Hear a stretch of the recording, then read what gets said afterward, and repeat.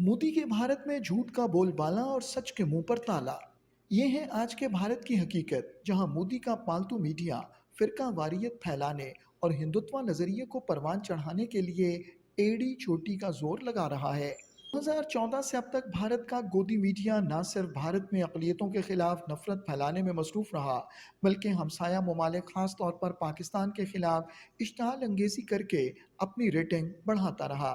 इस TV media को हमने ये देखा है कि इसने दंगे फैलाने का काम किया है, हिंदू मुस्लिम को लड़ाने का काम किया है, इसने सरकार की चरण वंदना की है, इसने एक तरह का गृह युद्ध का माहौल फैलाने की कोशिश की है, इसने हर हद तक जो भारत के सबसे कमजोर समुदाय हैं उनके खिलाफ नफरत और हिंसा भड़काने की कोशिश की है।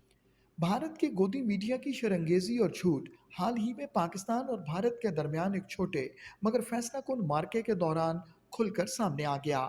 एक तरफ झूठ फैलाने और जंग को भड़काने वाले भारतीय मीडिया को मोदी हुकूमत की जानिब से खूब शाबाश मिल रही थी, जबकि भारत में कुछ आवाजें जो सच के साथ खड़ी थीं को ना सिर्फ चुप करवा दिया गया, बल्कि उन्हें धमकियां भी दी जा रही हैं। तो एक तरफ झूठ फैलाने वाले लोग जो तमाम तरीके से धड़ल्ले से मैं कहूंगी झूठ फैला रहे हैं, आम जनता की आंखों में धूल झोंक रहे हैं, युद्ध का उन्माद फैला रहे हैं। मेरे जैसे जो पत्रकार हैं उनके साथ लगातार पिछले 48 घंटे से जिस तरह से ट्रोलिंग चल रही है, जिस तरह से मुझे अरेस्ट करने, जान से मार देने, तमाम तरह की धमकियां मिल रही हैं, हजारों की तादाद में वो लोग जो इस सरकार के समर्थक हैं, जो इनके फुट सोल्जर्स हैं सोशल मीडिया पर, वो एक तरह का माहौल क्रिएट करने की कोशिश कर रहे हैं, मेरे जैसे लोगों को देश का दुश्मन बता रहे हैं।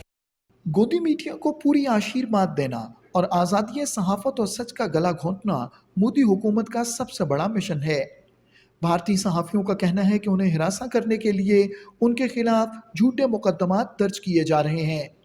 The troubling aspect in India today is that you can really harass a news organization or journalist by just filing case after case. You've had journalists fighting defamation cases. So more than crimes, it's really to beat down the person. We don't have an army of lawyers that can just sit and, we can engage them for years and years on legal battles. So it's a drain on our resources.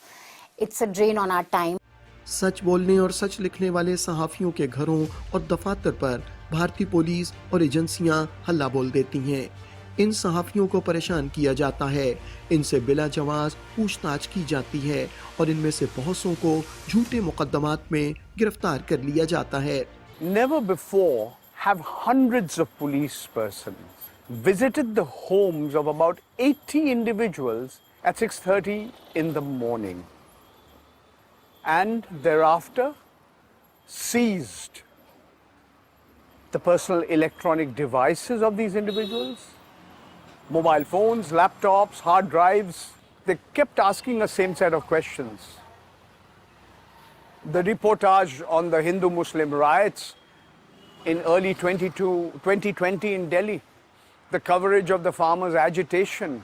This government has not just been intolerant, it's been downright vengeful. सहाफ़ियों का कहना है कि एक तरफ भारतीय हुकूमत उन्हें काले कवानीन की आड़ में निशाना बना रही है, तो दूसरी जानिब हुकूमती पार्टी से ताल्लुक़ रखने वाले रहनुमा सहाफ़ियों को संगीन नताइज की धमकियां देते हैं। Number of political leaders of the ruling party, they themselves target the journalists or use intemperate language or threatening language against the journalists. Then it's very natural that, activists of the political parties at the grassroots level will be emboldened by it. So that's why the number of attacks have increased. आज़ादी सहाफ़त के लिए काम करने वाले बैनुल-अक़वामी इदारों की जिम्मेदारी है कि वो भारत और मक़बूज़ा जम्मू और कश्मीर में आज़ादी सहाफ़त का गला घोंटने पर मोदी सरकार का मुहासबा